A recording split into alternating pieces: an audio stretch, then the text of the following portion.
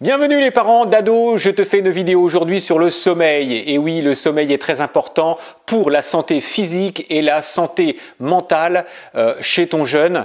Et de trop nombreux ados ne dorment pas assez.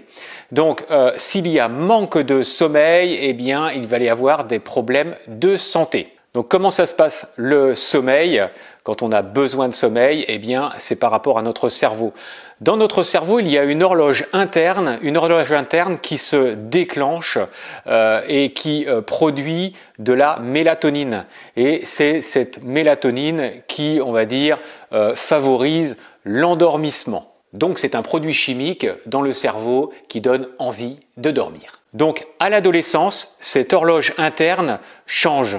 C'est-à-dire que le jeune a envie de se coucher plus tard et bien évidemment de se réveiller beaucoup plus tard.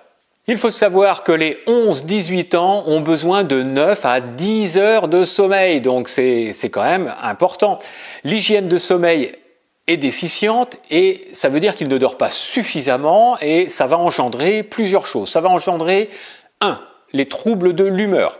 Donc il va être irritable, il va s'énerver pour un oui ou pour un non, il va manquer de patience. 2. Problème de concentration, problème de mémoire et problème de motivation. Il va être démotivé, quand il va apprendre ses leçons, il va avoir beaucoup plus de difficultés et lorsqu'il sera en cours, eh bien, il aura du mal à suivre ce que disent ses professeurs.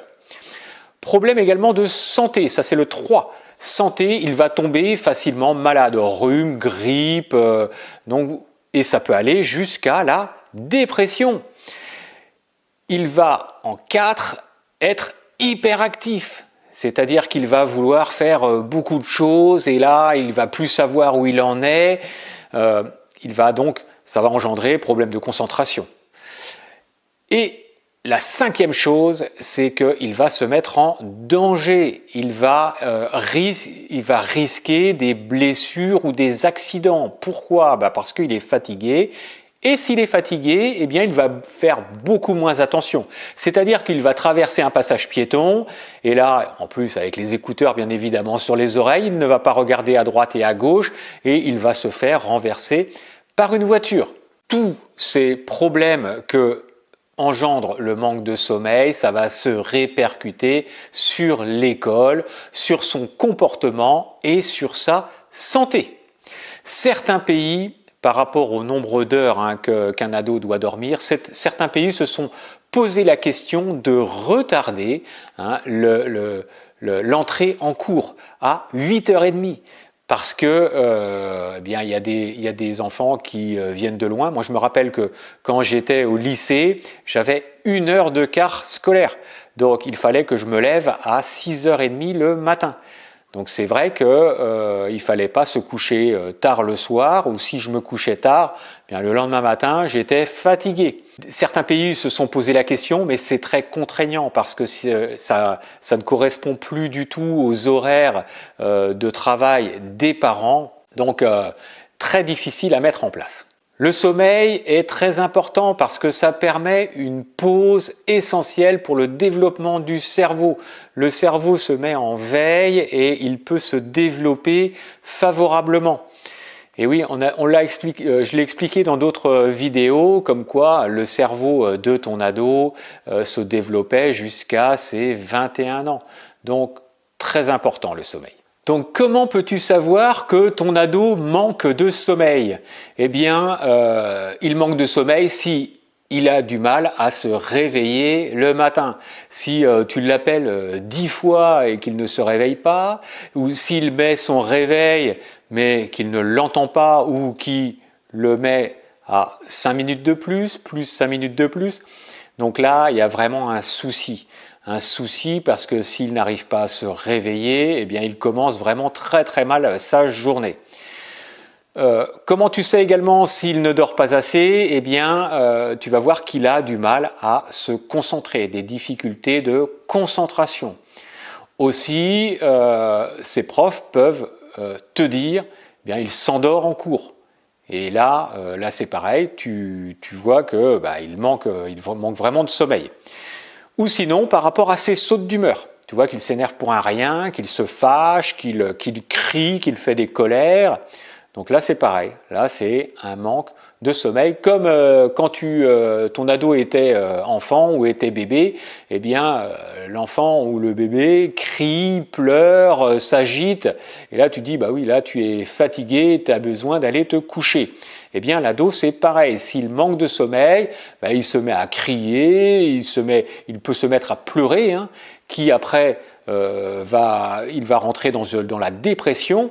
Donc, comment faire pour que ton ado ait un bon sommeil? La première des choses, pas d'écran avant de se coucher. Ah ouais, alors l'écran, avec la lumière bleue, eh bien, la lumière bleue enlève la mélatonine, c'est-à-dire que cette substance chimique qui fait que tu vas avoir envie de t'endormir, eh bien, l'écran le zappe ça. Par contre, tu prends un livre, eh bien, tu vas t'apercevoir tout de suite qu'en lisant le livre, eh bien, tu t'endors. Et ça, c'est très bon pour l'endormissement.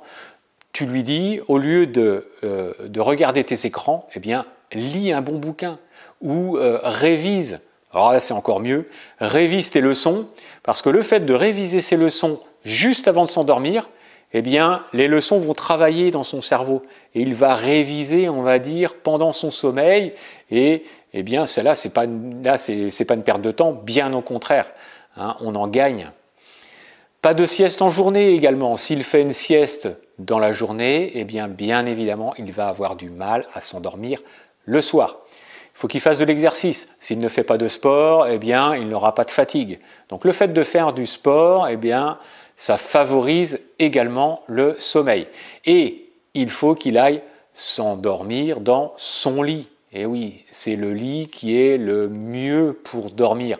S'il dort dans le canapé, eh bien, c'est pas favorable du tout. Il va mal dormir. Donc, tu lui expliques un petit peu toutes ces solutions-là. Bon, certaines, hein, il va avoir du mal, hein, notamment les écrans. S'il est habitué à voir son écran avant de se coucher, il va avoir du mal. Mais bon, essaye petit à petit. Ne lui enlève pas du jour au lendemain, mais réduis les heures et propose-lui autre chose. Donc, j'espère que ça va marcher. En tout cas, je te souhaite une bonne journée. Si tu as aimé cette vidéo, tu me mets un pouce. Et puis, je te dis à la prochaine. Ciao!